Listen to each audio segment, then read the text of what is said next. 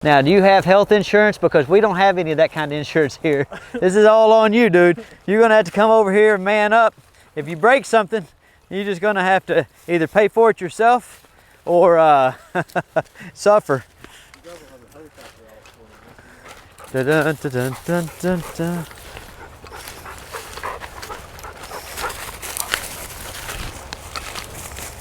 Okay.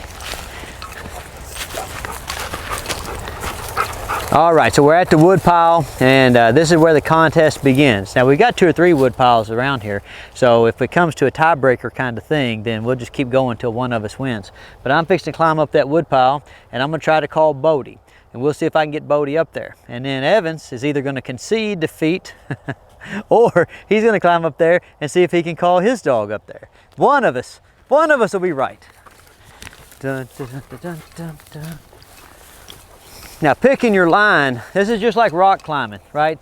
Except me and Eli, we ain't got time to go all the way down to the gorge and do rock climbing, so we just randomly find the big piles of brush and climb on it. So finding your line is one of the most important things, because this whole thing it's inherently unstable, right? So you have to be able to get up here and find the line properly. And that's basically what you're trying to, you know, convince your dog to do, is to figure out a good line to get up here.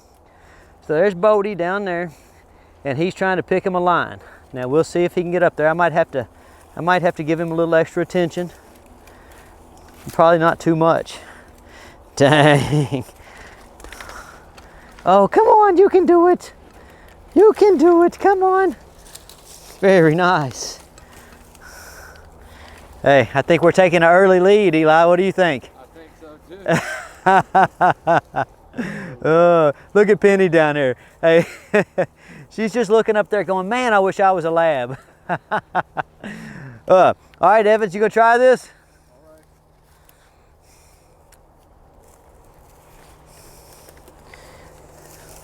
right. Now, you got to simultaneously pick your line, encourage your dog, and then show confidence. Because if you go to climb in this wood pile and you don't seem confident, then the dog's not going to seem confident either.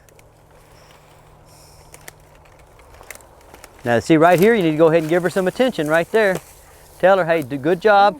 Probably want to reach over here somewhere and stabilize yourself. Definitely do not put your hands in your pockets. There you go. Look where you're stepping. You might want to just get over there and turn around and sit down, actually. What do you think, Eli? He's getting it. Not bad for a first time. Not bad for a first time woodpile climber. We might be starting a whole new sport here, Eli. Oh, you can do it, Penny. Come on. Now look, see what she's doing there, Evans? Is she's having to like put her paws places and look. And what she's doing is looking for the path of least resistance. But what'll confuse them about the woodpile, you ought to sit down. What'll confuse them about the woodpile is that the path of least resistance, what looks like the proper way up the pile, is not the proper way, right? They need to find the most stable way. And the only way that that can happen, back up and show them what she's doing, Eli. So see, she's moving these different spots, but the only way that can happen is for her to come out here and like put her feet on different places and try, you know, different strategies. Right. So I'll get down here just a little lower. You sit down, I'll help you. You are a beginner woodpile climber. Come on, Penny. Oh, come on, you can do it. And so what we'll do is, like, this is the whole exercise we want, on top of the woodpile. But just like anything else we do, we're gonna focus on incremental improvement. So I'm gonna come down here and probably pay her for, we're gonna break this big exercise up into a series of smaller exercises, and I'll pay her for like a little bit of progress at a time, right? So let me see if I can, oh, so I get over here, oh Lord, and I give her a little appreciation, say, you know, hey, thanks a lot for trying so hard. Then I'll get about right here. Come on, you can do it. And so she's just thoroughly convinced right there that she can't do it. Now this is an art, because if I pay too much attention to her, then like she'll feel like she's getting a lot of attention for not being able to do it. Right. And if I don't pay enough attention to it, she'll just go back over there with those other dogs. Yeah. And so that's the key. So we might break into our whistle a little bit.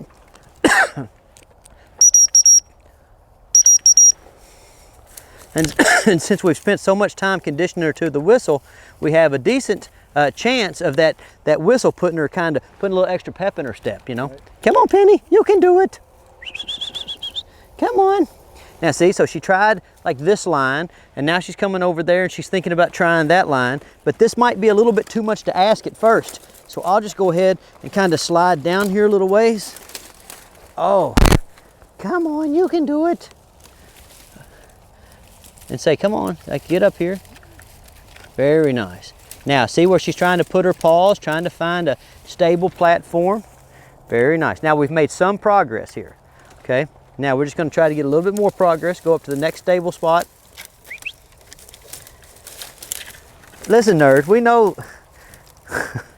Mr. No Name is getting a little too big to be up on these brush piles. Hey, we know you can do it. All right, I'll give you a little appreciation. Well, hello, Bodie. Come on, No Name, get over this way. Come on, nerd. Come on, Penny, you can do it. Oh. Now, you'll see that with No Name up here, like making a little effort towards getting this done, that she was able to like get a little braver, you know. And again, this is kind of the value of having a mentor dog around. All right, now call her a little bit. Now she's got to think about where her feet's going to go. And listen, it's easy to think of this extra. Now you go back up here and sit down. Listen, I ain't kidding you. Just find you a place to sit down before you fall. Me and Eli can't pack your big behind out of here. All right, there you go. Now she's going to get it. But see how both me and the dog are having to think about where we're like putting our feet and her for her feet, me and my feet and my hands.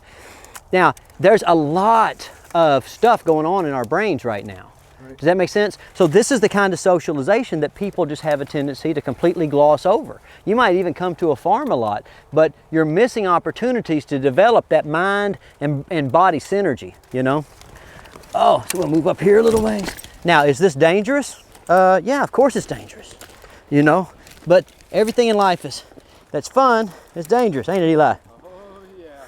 You know? Like Eli and I, we go four-wheeler riding, gonna walk up these mountains, you know, caves, all of it, you know. And like at any moment, we're liable to, you know, fall to our death. But that's just what yeah, give her a little appreciation there, you know. Good. Very nice. See if we can get her to come just a little farther up here. Come on, nerd.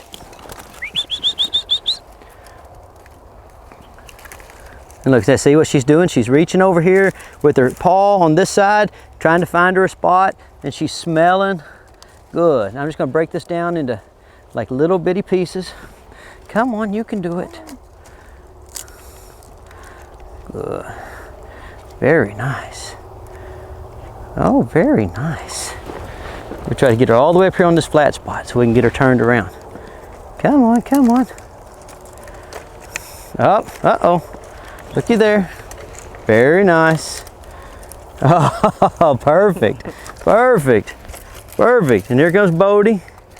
Good. Now this is what I'm talking about, guys. This is, you know, like this is proper environmental socialization. Now, I'm not telling you to do it. As a matter of fact, like I say in every video, I'm telling you specifically, do not do these things, because this is what professionals do, right? So you just watch me and Eli do it, and you stay safe at home, because this is dangerous, and you will get hurt. There's no doubt. Like every time we come out, you're gonna get hurt a little bit. So don't be emailing me whining, saying you got hurt doing some environmental socialization, because that's just part of it. Oh my gosh, very nice. There you go, good. Now we'll just sit here and kind of let her like sit here for a little while and you know, kind of relax. And then you'll start to notice that as she gets relaxed, she gets more sure-footed, which is because it's kind of weird. When the dog's nervous, they get in their own way. Does that make sense? Yeah. And you'll see that when we go over here and get in the pond. When they're nervous, they get in their own way, you know?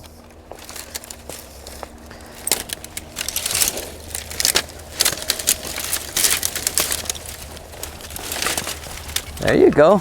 You were a smart dog. You were a smart dog. Very nice. Wheel around this way, Eli, so they can see her a little better.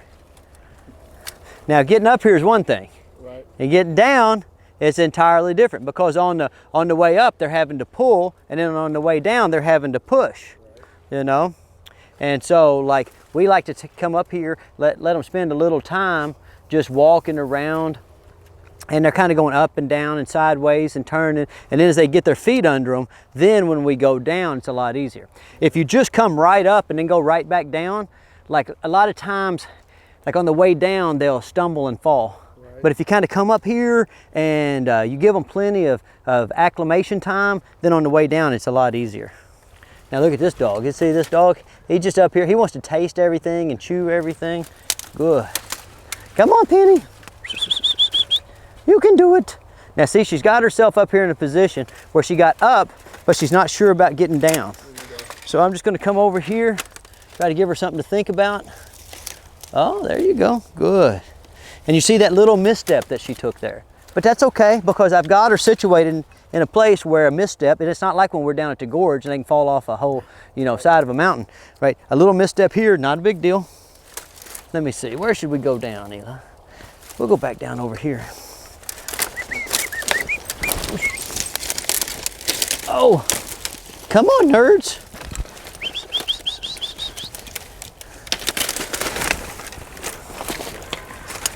Oh, that's a good dog. That's a good dog. Very nice. Very nice.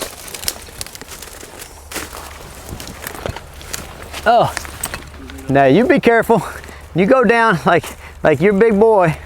You go ahead and make sure you pick you a good spot. Yeah, get you a foothold, then move. Get you a handhold, then move. Should I come on down?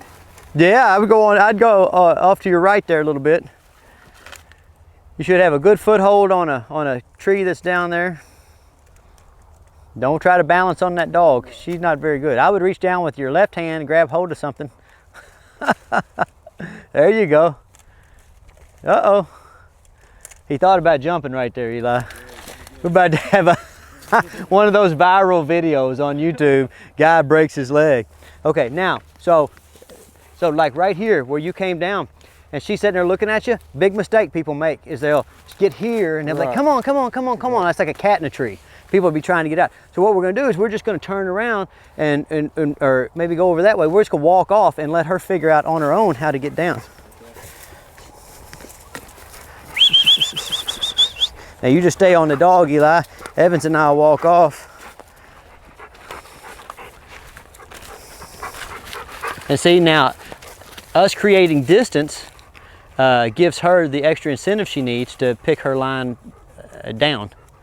And see how careful she's being? Yes. Like all those little movements where she's placing her feet and she's moving her head, like, man, that right there, see that? All that, that's all good for a dog to have at this age, while they're, you know, they're still green, dude. Like young dogs, they're like young children. They can get their bodies in a lot of weird positions, and, you know, most of the time, not all the time, but most of the time, no harm, no foul, right? That same dog, you try to do that when they're a year old, 2 years old, they break something every time, you know. Oh, yeah, it's awful.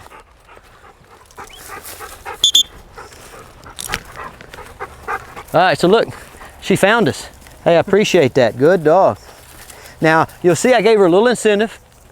Not a lot. You know, I didn't make it like it's a huge deal. Right. People live lives that are not physical at all now. And so they lack the capacity to understand, you know, like physical danger for the dog, or even fatigue levels. Right. You know, everybody's like, oh, my dog's getting too tired, or my puppy shouldn't exercise that much. And the reason is because most people, they, you know, they're just always inside. Right. You know, the most active thing they do is watch YouTube. They watch me and Eli walk around, you know. So then when they go out or they try to go up the steps or down the steps and the dogs can't do it, they're like, oh my gosh, you know, that must be a hard thing. You know, the dogs can't go up steps or dogs can't go down steps. Look, watch these dogs. Did you see them running around? You think puppies have a hard time going up and down steps? No, probably not. No, but when you first started training, I remember you were worried. You were worried. Evan took my online class before he came up here, and he hadn't had a dog before, you know, not that he had trained himself, and like everything was a big deal. He's worried all the time. Hey, what about this? And what's the dog supposed to be doing? And what if the dog poops twice? And all that stuff, you know. But now that you've been through it, it all went by pretty quick, didn't it? Oh yeah. You know, and the next thing you know, you got a dog. She's able to come over here and hang out with us, and you know, run around with these labs and have a good time. Up, and here comes Bodie out of the corn. All right, let's walk over here by the edge of this pond a little bit, Evans.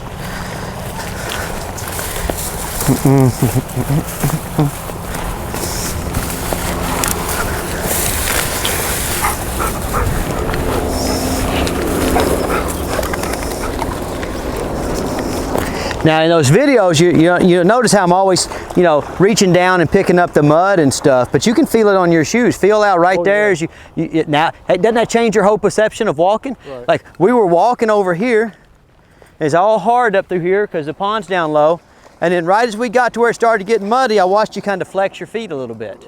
Right? Well, you need that experience in life. I mean, you know, when you're just walking around on the sidewalk, like your brain's not really getting much like information, Right. you know? So letting these dogs come over here and walk around in this mud, walk around in this brush, you know, learn to deal with stuff like this. Like, look, this is what happens in real life. There's stabs like everywhere. And you would know that if you had to go barefoot. Like we go barefoot during the summer a lot around my kennel, just so that we can like, you know, like it helps us put us in the mindset of what the dog's looking for with their feet. Right. And when you're going barefoot, you look for stuff like that. Right. But when's the last time you were really concerned about stepping on a stab? Barefoot? Anytime. Yeah. You don't think about it. Yeah. Because where you live, there's sidewalks and stuff. Yeah. You know? So if you have a dog and you don't take it out when it's a puppy, then all of a sudden you've got a year-old, 2-year-old dog. You go to the beach, you go to Yosemite, you go wherever. They don't know anything. Right. So they just run with reckless abandon, and then they get run up on a stab, or they run off a hill, or, you know, anything can happen. Whereas when we bring them out here while they're young, they get all this experience. Look at that dog there. Look at Bodie. See, look, he's just getting experience. You know, now he's not 100% sure he wants to get out there in the pond. Last time I brought him over here, I forgot my waders, so I couldn't get him out there as much as I want. But I got my waders today. See, this just kind of walking and exploring. You know, I say it every video. I know everybody gets tired of it. But like now that you're out here and you're doing it yourself, can't you see what I mean about the wider variety of sensations that you feel? Textures, and you're smelling different things. And then like really too, like think about like when we were climbing on that wood pile, how your leg had to make different movements. Right. You walk someplace every day. Yeah. And you would think you're good at walking. But as soon as I change the terrain, now walking becomes hard. Same thing for a dog. So this whole movement towards like restricting dogs' activity when they're young, it's basically retarding their development, Right. you know?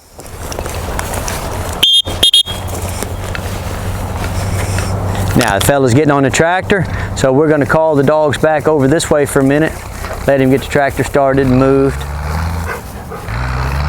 And this is why it's good to establish a good recall when they're young too.